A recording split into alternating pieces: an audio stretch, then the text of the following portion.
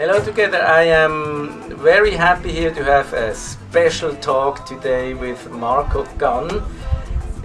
He is also from Basel, Switzerland. I mean, he was born here, but now he is living mainly in Argentina.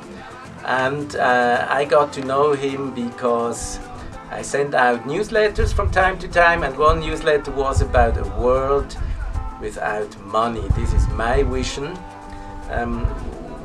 which I'm working on during my lifetime. I'm not sure if I can reach this goal during my lifetime. We will see.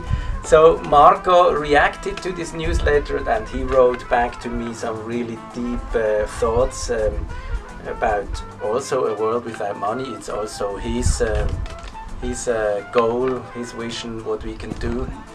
And yes, Marco, tell me a little bit. Did you play trumpet now? And did you learn something in Switzerland, or how did your life start? Well, I did like all the junk the kids have to do, like high school, and then I should go to university. And I said, no, I first want to travel, of course, after all this pain, you know. And then I start to travel, and the world was all different, like I was told. And I got more interested, and I found out that you just try to get along, and life is wonderful. And so I kept on, and I played music in the street. I traveled a lot. Yeah. And now you are together with this band. What's the band called? Mañana Chanto, which means tomorrow I quit. And yeah. So we are street musicians. We traveled like 30 countries, and we experience together that the humanity is wonderful. They receive you greatly in all the places we have traveled to.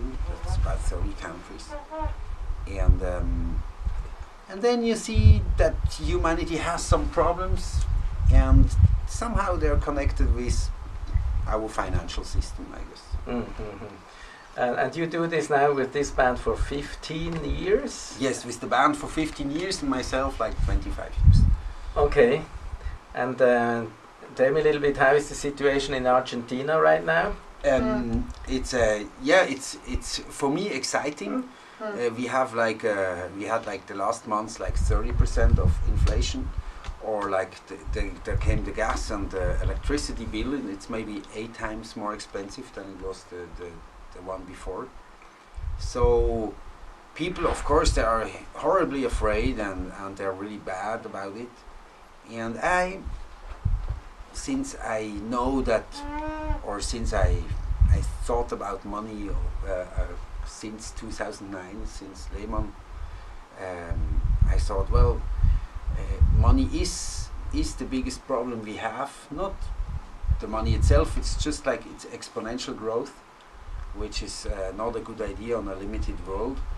And so it's really interesting when the money you use every day, it's just getting more worth and more worthless. Mm-hmm. So actually Argentina has experienced this in 2001. They call it El Corralito, and so immediately people started to use different kind of money. They have exchange clubs and stuff. And it's really interesting that people can get along. They always get along somehow. If the system breaks, as long as they don't start to fight, then they will get along. Yeah. And you just said in 2009 you did only realize that the money is something a little bit strange. I lived a life quite with a nice distance to money as a street musician and as a traveler. I didn't have to pay a rent and whatever, and so I already had like a wonderful distance to. I didn't have to make money, so I could just live, and all what the people give me was enough. So, and then there came like the Lehman crash, and they just gave, like the 60 milliards to the Swiss banks. Mm-hmm. And then I started to think, and I entered into some YouTube videos about money. Mm-hmm.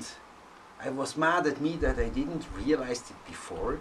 It sounded then so stupid and so obvious, because we are always looking for like a better world and what's going wrong. And then when I saw, oh wow, we can reduce it on one simple problem we have, we just have to solve that and we're fine. So it's actually good news that everything's connected. Everything that goes bad in this world is basically connected to the exponential growth of money. So it will be an easy thing to change it. And who's gonna change it? If you analyze politics and industry, they're all too much put in the system. They cannot say we have to make less money and grow less. Of course they cannot. But we, the people, we can just look at a piece of paper and we can decide how do we want to react in front of this piece of paper called money. Because it's all about what we do in life and how we behave in the basement, in the basics. Did you ever have fear that you would not get enough of anything? Did you have to reduce your fear, or how was this for you? Well, that's the great thing of being street musicians. You enter a situation where you have no money, no food, no place to sleep, and they're not bad at all. I mean, you get some cardboard, somebody invites you. At the end, it's no big deal. As long as the weather is warm. Even with bad weather, I mean, it's not like the worst situation has something nice, because it's just this, I don't know, I always thought it's exciting. Do you feel a difference if you sleep in a nice hotel room, or you sleep somewhere in the park and maybe it's not even, it's forbidden to sleep there? Well, that's the great thing. It's like the park. To sleep in a park, it's not so great if you didn't slept in a huge hotel before. And to sleep in a huge hotel, it's not so great if you didn't slept in a park. It's like I don't know, a flashlight in the. It just helps in the dark. In full sunlight, it doesn't work. And so the funny thing of our life is that we just have like huge luxury, and then we are hungry and we have cold, and then we have like whirlpool and everything, and it's your life is like this, eh? My life is like this, from luxury to nothing. We can like we are a bunch of hippies, we enter a lot of different doors, and you never get nervous. No, you get used to it. Yes. Were you nervous when you did start with this life? Yes. The guys know me. In my first tours, I was difficult, because so much responsibility. You're not in time, you're late, and so now it's easy. But you are the Swiss guy, and they are all South American guys. Is there a difference? Did you have to learn from them? What, to take it more easy? Yes. Maybe, yes, yeah. Yeah? Yeah, I definitely take it more easy now than I did 10 years ago. Okay. I'm making a tour. I mean, I guess so. And you are now in Switzerland, say a little bit, or in Europe. Where do you play? Did you organize everything? In Europe, mostly, yeah. It's every once in a while somebody comes and talks to somebody of the guys, and one's trying to get a concert in Berlin, yes. I mean, it's not the first time we come. Yes. We played like a lot, and so we have some places we always go back, and others they just come new, and we gave away and sold and lost so many CDs in this world, which is constantly moving. So somehow always somebody hears about us and they hire us and whatever. When you produce a CD, how do you produce a CD? Do you do multi-track recording or just a live recording? It was the three we made was a multi-track recording. In South America somewhere? No, two in a squat in Basel and one in a squat in Barcelona. Okay. So now, did you say already where you play in Europe? Did you say that already? You are going to play in Basel on 20 what? 21st of July? 21st of July in the Volta Bräu. Yeah, okay, Volta Bräu. We will find out exactly where this is. And now you go to Austria, Germany, or Bavaria. Well, we're gonna stay a week here. It's like the art circus in Basel, and then we're gonna play in the St. Johannes Park on Friday the 10th, and in the evening in Wasserwerk in Lörrach. And here in Basel, like a nice venue would be like the 21st July, the Volta Bar. But yeah, we go to St. Gallen, Zurigo, Chur, Lago di Ledro, to the Fusion in Berlin, to Bern, Brasserie, Uhuru, Pachamama. Is Switzerland, Germany, Austria a good country to play, or do you prefer to go to Italy, France, or USA, or Africa? Have you been to Africa? Is there a possibility to play for you in Africa? It's great places to play. It's really bad countries to play. I mean, I differ between a country and a place. Like we just played in Germany. Because we are foreigners, if they can pay us a grant, they have to pay like more than a grant taxes on us. So more than half gets the state. So I was surprised that they still hire us. I would not hire a foreigner under these conditions. It's ridiculous. So it's really, really bad countries to play. But there are wonderful places and wonderful people to play. So that's basically why we still play, but I cannot recommend to any concert legally anymore if you have foreign musicians. I mean, they just rip you off. In Switzerland, Germany, Austria? It's really bad in Germany. And now I noticed that the big things, it starts. So we're just a little bit laid back in Switzerland. They will come up with the same, I guess, here in a few years. Or it's like a worldwide thing. I don't know. I didn't really like it when normally we don't sign contracts.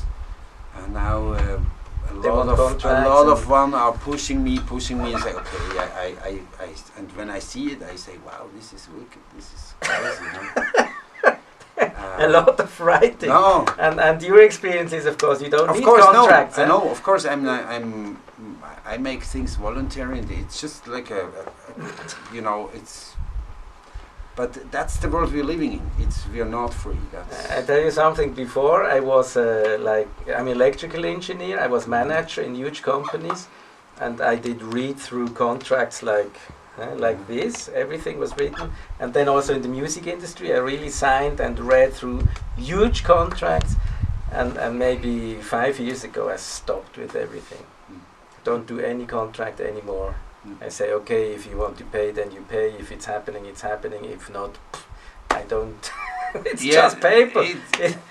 Yes, well, that's how. But then you say, I tell the people, look, you need my signature because you want to see me in front of a judge. Are you sure that you need that, And then, of course, they have like a bureaucracy, and they have to, they understand me, and they're okay, here you have it, but it's ridiculous. We don't like it, but normally in the last tours we get along around it, we didn't have to. And now it's like, because all this tax panic, now you see a big difference than the years before. Yes. Of course, I mean, we felt it at the Fusion already 2 years ago. They were like, oh, it's like tricky, all the paperwork, and now it's like done. It's like it's there. They need your photocopy of your passport 2 weeks before the gig, and a lot of New World Order stuff. Yeah, right. But anyway, it's only a problem if you get paid. So we're street musicians, so they try to get rid of the cash, and so we will have to find out a way so we get to our goods and services we need without paying, so we don't have to charge any money, and we don't have to do this paperwork we really don't want to do. Yeah, and it's really not needed. So let's talk about for the people who are watching this, what do you think? How can we go one step closer to a world without money? What's the exercises they can do? How can they overcome their fears? Well, I would say money is not bad. I would not get rid of money. I would get open it, or like the money we use now, it's like based on a exponential growth, and that's a problem. But for example, we use CDs for money. So we can just go to, in a festival, to any booth and we say, can I change my music for something to eat? Of course, this is like a low value thing where it's possible. But I say every time you don't use this stupid money based on exponential growth, it's a good deal, you know, because you don't use this this main problem of the world, and because we cannot stop the money flow, because it's like if our blood in our veins, you would just drain it, we would die.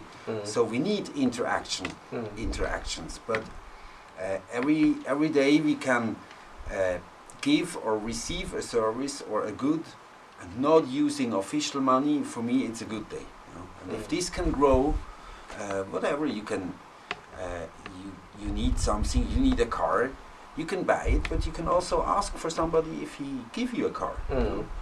Or a place to stay, or something to eat, or, and also I did the experiment myself, that I said, oh, I just don't like this absolute energy that I only do this if you pay me that, you know? You can also say, well, I like what you need to have done, I do it, and you pay whatever you want. Everybody can do this. I mean, we're street musicians, we basically just play and the people give what they want. So it feels nice, it feels much better. And you can do this on construction sites, you can do publishing, you can do haircut, you can cook, and it's absolutely open to everybody to make this, you know, to sell it in different kind of attitudes, whatever. Yes. I do this also. I don't get, you know, like stressed or angry anymore if I get in a high price or a low price. I'd say to people, you just give me what you think you want to give me. That's it. I don't get stressed. And I think that's also a very good exercise to get a little distance from all these emotions connected to the money. It's tricky. I mean, sometimes you go to a place and you say, okay, we need like 3 grand, whatever, and then you go to another place and you just $50 will do. And then some people get upset and they say, well, it's just, we don't want to attach it to the money. Of course, in the overall, we need the big gig, you know? Like we need also the small gig. Yes. Since we're never that, we cannot just pick. We have to take everything, and we don't give a shit if it's much or less. If the average at the end it pays our life, that's all we need. Yes. And that's what we get. And of course, sometimes you maybe have to hide and not tell everybody, but at the end, it shouldn't be a problem. I think it's actually. I mean, as a street musician, we don't worry if somebody puts 50 cents, the other one 5 francs. It doesn't matter. Okay. And I think if we can get all a distance, just take distance to money. Yes. And look what you need. I mean, do you need money, or you need whatever, a teeth or a car, or, you know, and focus on what you need. And also, if you work, ask yourself, would I do it if they don't pay me?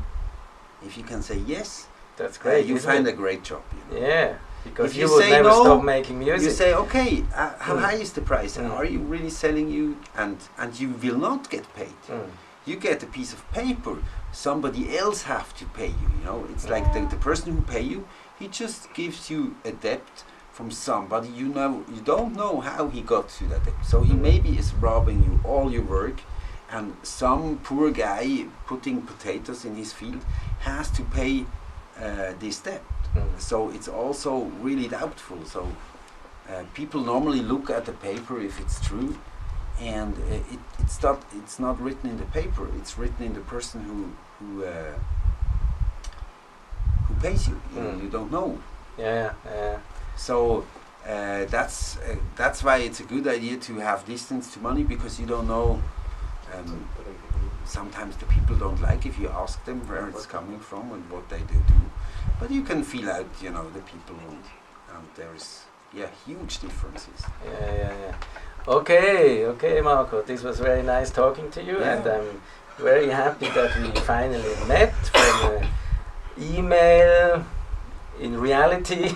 Well, It was. I didn't know what will expect me, and the boys didn't either. Yeah, that's good. So they really do very good music. You can see 2 pieces of their music on my channels, and yes, I hope you like this little talk, and I'm sure you are going to like the music of this great band. By the way, it's called Mañana Chanto. It means tomorrow I quit. And that's what we try to. Which doesn't mean quit making music. No, get rid of the monetary system and all this. And get more freedom. Yes, exactly. Okay. And you put mañanamechanto.com and you will see everything, or just at Google. You will find the description. Spy there. Okay, thank you very much for watching. Para entrar en el sistema, trabajar.